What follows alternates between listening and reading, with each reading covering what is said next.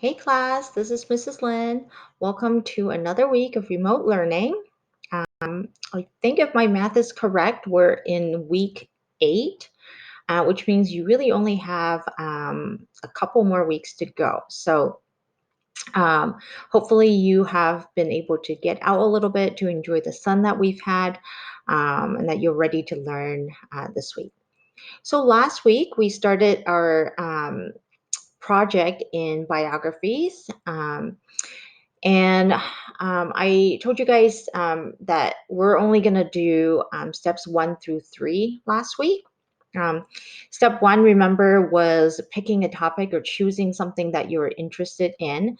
In this case, we're doing a biography research project. So you are supposed to find a person that you're curious about and do research on that person.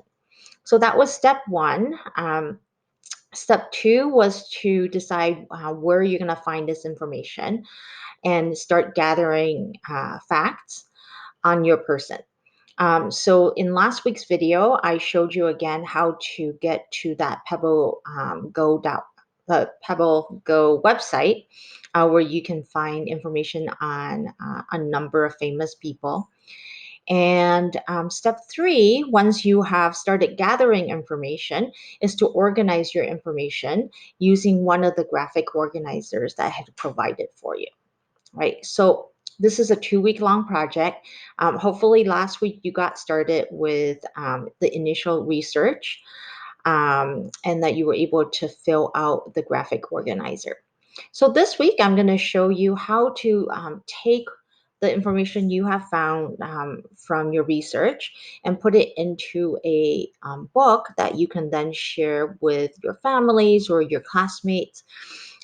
So what I have in front of me is the document that has all the directions. And in that document, there was a graphic organizer that you could use.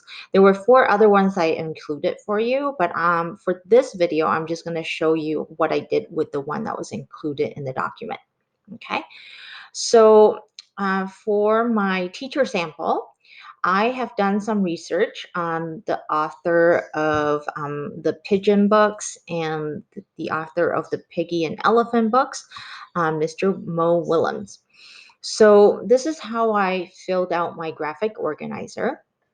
The first question asked, who is the person that I have chosen? And the answer is Mo Willems. Okay, so I typed it in blue font. That way you guys can see clearly. You might have printed out this form and filled it out by hand. So that's fine. If you were doing it right inside this document, you could have changed the color of your font, but I changed mine to blue. You can see what I've typed in.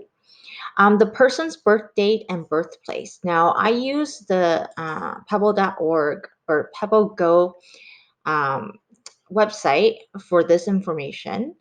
And I was able to find his birth date as well as his birthplace. So he grew up in New Orleans. Okay, so I'm able to write that information into my graphic organizer. The third question asks, why is this person important? What are some of his or her major accomplishments? So I wrote that Mr. Willems is famous for his pigeon books as well as his pig and elephant books. He was also a writer on Sesame Street and has made many short films and cartoons. And then I added 3 additional facts that I was able to find on that website. Now, remember, for you guys, if you were doing this research at home, you had the option of using the PebbleGo website as well as any books that you might already have on the person that you're researching, right? So your resources might not just be a website. It could be books or magazine articles that you have in your home about the person. You might even have used another website other than that Pebble Go one. So that's all fine, just as long as you were able to get some information to fill out your graphic organizer. So that was step 3, was just organizing the information that you have read. Step 4 is the one that we're going to concentrate on this week, which is using this information to create a product that you can then share with your family and friends. So to do that, I have added a link on my homework page for you to this app on abcya.com. Okay, and it's called a Storymaker. We might have used this before for another project, but just in case you don't remember how to use it, I'm going to run through some of the tools with you. So again, the app is called Storymaker. It's on ABCYa. You can, when that page has loaded, you can go ahead and click on the play button. I'm going to go ahead and mute my website so you don't hear the sound that it makes. Okay, so here's the Storymaker app. Okay, the first thing it's going to ask you to do is to enter your name. Okay, you can skip this for now, but you might as well put it in. Later, there's a way for you to go back and make any edits as you need.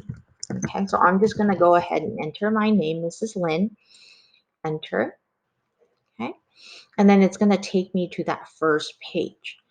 Now, if you made a mistake on your name or on your title page, you can actually go back to where it says title page. Okay. So as you can see, my name is already in there. Okay. Now it says choose a title. So because my research was on Mo Willems, I'm just going to say all about Mo Willems. Okay. And that's my title page, and I can go back to my first page, which is a blank page of lines.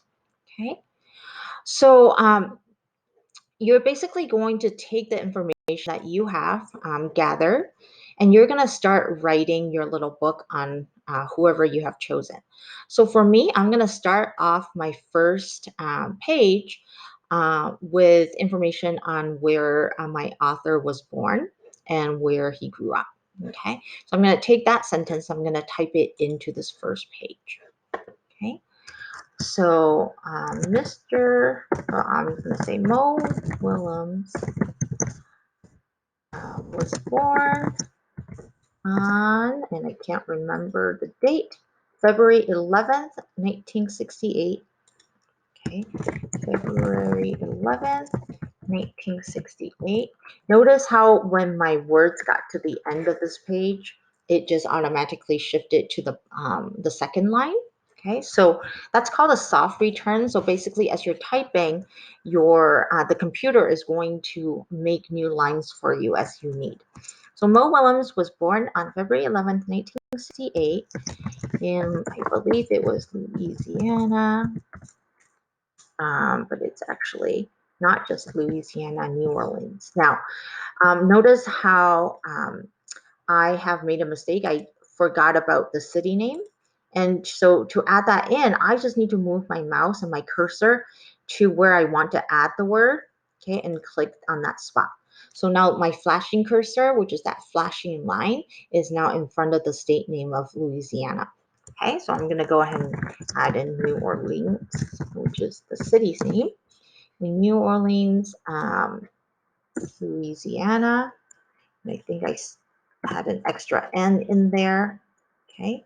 Anytime you see a red scribble line under a word, that means there's a spelling error. Now, the only exception is that sometimes these spell checkers don't recognize names. So Willems is a proper noun, somebody's name. And so it's spelled correctly, but the spell checker doesn't know that, right? So this name is not in the spell checkers dictionary, and that's why it's underlined with red. You can just go ahead and ignore it once you have double checked that you actually did spell it correctly. All right, so Mo Willems was born on February 11th, 1968 in New Orleans, Louisiana. If you have found additional information about the person's birthplace or birth date, or if that person has passed away, you can add that information on there. A good habit as you're reading this book might be to add a section title for your chapter, or chapter title for your page. So in this case, because this page is about the person's childhood or where they were born, I can go ahead and click enter on that first beginning sentence, okay? And on the first line, enter a section title. So this one is about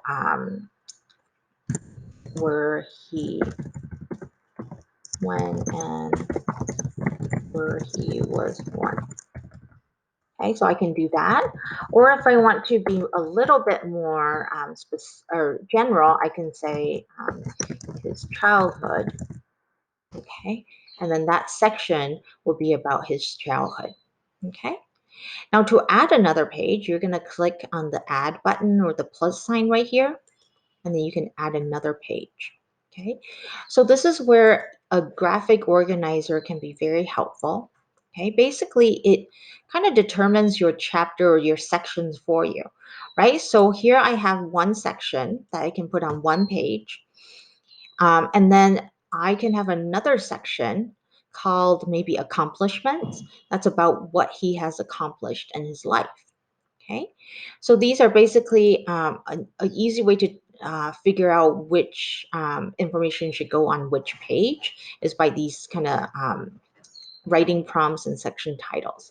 So I can go back here, and now that I'm on my second page, I can add in the second page title, his accomplishments, and then I can write about his accomplishments on this page. Okay. Remember, anytime you need to make a change after you've already written something, you can use your mouse to place the cursor where you need to go. And where that flashing line is, that's where your mouse is, or where you're going to type next. So if I want to delete the his part of this title, I can just go ahead and do that, right? That's just a little trick with your mouse cursor. All right, so let's say you're done writing your words. Storymaker actually lets you illustrate your pages as well. So if you click on this button right here where it says A and A, it opens up this little menu, okay? And you're able to click on this icon that has a picture above, okay? So here's the pages you have so far, okay? But if you want to add art to that page, you can actually click Edit Art, okay? And it will give you a drawing space, okay? Now, I find that it's really hard for Mrs. Lin to use a mouse to draw something on the computer screen. So what I would do if I were you is to, when I'm done with all my writing, to print out the pages and then hand draw something onto the papers once you have printed them out. Now, if you want the challenge of drawing something directly onto your computer screen, you can go ahead and do that. Remember, the icon is right here. And then once these pages show up, you can do Edit Art. And it will let you use the tools that they provide to draw the art. So for example, if I'm on the page about his accomplishments, I can try to draw the elephant and the piggy, or a picture of the pigeon right on the page. Okay, but as you can see, for Mrs. Lin, this is not very easy. Okay, so for me, I would rather print out my pages once I have all the words typed in, and then hand draw my pictures. All right, but I do want to show you some of the tools. So if you do decide to use these art tools, there is the paintbrush. Okay, and when you click on the paintbrush, you can do two things. You can set the brush size, something bigger or smaller. You can also change the color of your brush from right here. Okay. You can also use these other tools. There's a watercolor wash, and that just means a little bit less. Oop, didn't change it. Okay, here's the watercolor brush. I think it's just going to come out a little bit fainter. okay, even though I'm using the same color. There's a roller, and I think it just gonna give you a different kind of look to your brush strokes. Okay. There's a spray can. There's a fill bucket. So if you want to paint your background a certain color, you can click on that paint bucket icon, choose color, okay, and then you can fill the whole background with okay. Um, let's see, what other tools might you need? You might need an eraser, okay? And then there's like fun tools where you might be able to stamp something or put stickers on there, okay? I'm actually go ahead and minimize my video so you can see the different tools. Okay, so you can kind of play with that. Now, if you do make a mistake, you can use the eraser tool right here to erase your mistakes. There's also, I believe, this undo button. Okay, so anytime you made a mistake, you can just click undo and it will just basically undo your last action. Okay, so I'm going to go ahead and clear all of my drawing and I'm going to show you how to print this out once you have all your pages. Okay, you can make this book as long or as short as you need. Probably though, depending on the information you got, you should have at least, let's see, probably 4 pages or 3 pages, right? There's a page about your author's or your person's birthplace, where they were born, when they were born. There should be a page about their accomplishments. There might be a page on why they are important, and then 1 page of fun facts, right? So you should have at least 3 or 4 pages in addition to your title page. But let's say you're done with your writing and you want to print this out. There is a menu button right here, okay? And you have the option of saving something onto your computer or printing it out. If you don't need, or if you don't think you're going to make changes to your pages and you don't want an electronic copy on your computer, you can go ahead and print it out.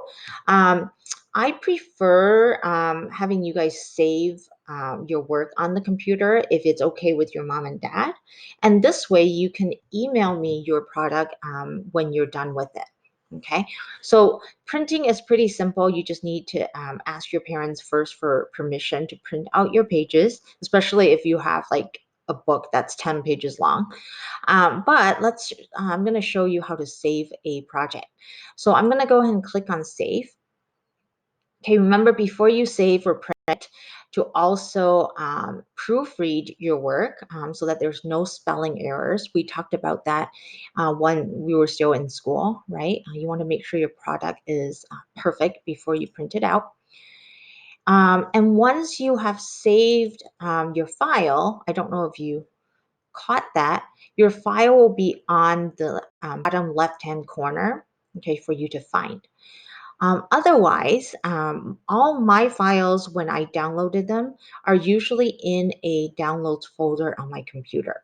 So you might need your parents to help you find that folder in case you don't know how to get to that file folder.